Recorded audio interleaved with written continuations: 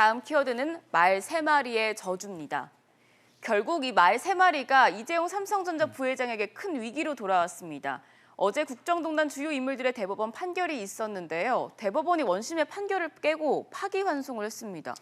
예, 어저께 아주 세기의 판결이 있었죠. 네. 대법원이 상고심 판결에서 2심 판결들, 그러니까 항소심 판결들이 잘못됐다. 그래서 박근혜 재판, 최순실 재판, 이재용 사건 모두 파기환송해서 고법으로 달리 돌려보냈습니다. 네. 대법원의 파기환송은 단순하게 재판을 다시 하라는 것은 아닙니다. 네. 대법원이 지침을 정해주면서 이 부분에 대해서만 다시 판단하라. 그리고 이 부분을 넘지 마라라는 것이기 때문에 사실상 어저께 대법원의 판정이 나온 것이에요. 네. 그중에서 박근혜 전 대통령과 최순실 씨에 대한 이 파기환송 부분은 크게 달라질 것이 없습니다. 네. 박근혜 대통령에 대해서는 이 사법 절차상의 문제, 공직선거법 판정을 다시 내라, 따로 내라라는 그거였고, 그렇다면 박근혜 대통령은 형량이 조금 올라가게 됩니다. 그리고 최순실 씨는 이 강요죄 부분은 인정할 수 없다 해서 다시 판결하라 그랬거든요. 다른 것은 다 그대로 인용한다는 얘기입니다. 네. 그러면 강요죄 부분을 인정하지 않게 되면 최순실 씨는 형량이 조금 줄어들 거예요. 그러나 이 또한 대세에는 지장이 없는 것입니다. 네. 문제는 이재용 부회장인데요. 이재용 부회장에 대해서는 이 대법원 2심 판결 자체가 근본적으로 잘못됐다.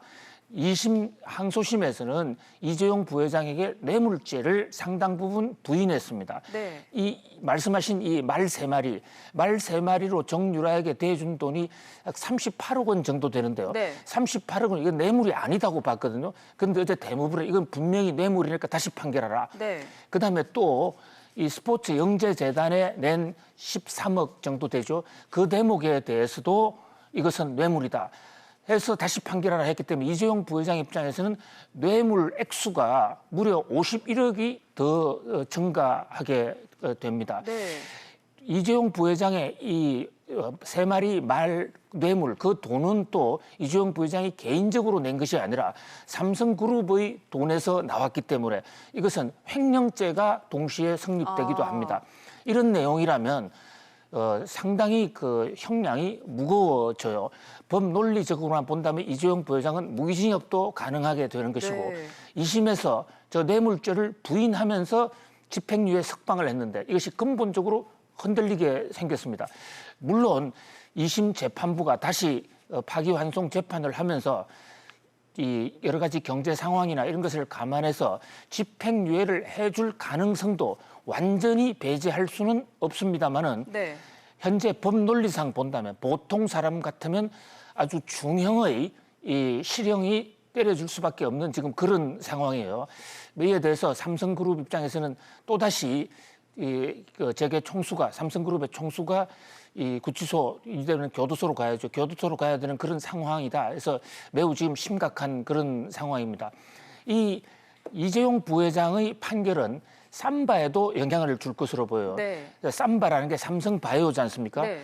어저께 대법원은 이재용 부회장의 경영권 승계 작업이 실제로 존재했다. 이것도 판정을 냈거든요. 그리고 이것은 이제 다시는 부인할 수 없는 얘기가 되는 것입니다. 그런데 삼성바이오가 바로 이재용 부회장의 경영권 승계 과정에서 제일모직과 삼성물산 합병 비율을 조작하는 데 도구로 이용됐던 회사가 바로 삼성바이오 아닙니까? 네. 삼성바이오 밑에 있는 삼성에피스의 이 회계를 분식해서 삼성바이오를 뻥튀기 했고, 삼성바이오를 계열사를 갖고 있는 이 제일모직의 가치를 확대시킨 거란 말이죠. 네. 그를 통해서 이재용 부회장의 주식 가치를 늘렸는데 지금 삼바에 대해서도 분식 회계와 각종 이 비리에 대해서 지금 수사 중인데 이 대목에 대해서도 이재용 부회장의 책임을 완전히 면탈하기는 어려울 것 같습니다. 이 대목에 관련해서 일각에서는 지금 일본의 수출 규제가 한창인 마당에 그것을 극복하는 데 앞장을 서고 있는 이재용 부회장을 구속시키면 어떡하나라는 이런 지금 그 걱정도 하고 있는 것이 사실이에요. 네. 그러나 이 삼성이라는 회사가 그 한 재벌 총수 한 사람에 의해서 움직이는 회사도 아닐 뿐더러 또 명백하게 대법원이 실정법을 어겼다고 판정한 대목에 대해서 일본 수출 규제를 이유로 사면을 해준다면 대한민국의 사법 정의와 법 질서가 근본적으로 흔들릴 수 있다라는 그런 점에서 이 여러 가지로 이 국민들의 고민이 지금 깊어지는 이런 모습입니다. 아무튼 삼성이 이 최대의 위기를 재벌 총수 구속이라는 사상 초유의 이 사태를 과연 어떻게 극복해낼지 매우 주목되는 순간입니다. 네, 계속해서 세 번째 키워드로 넘어가 보겠습니다.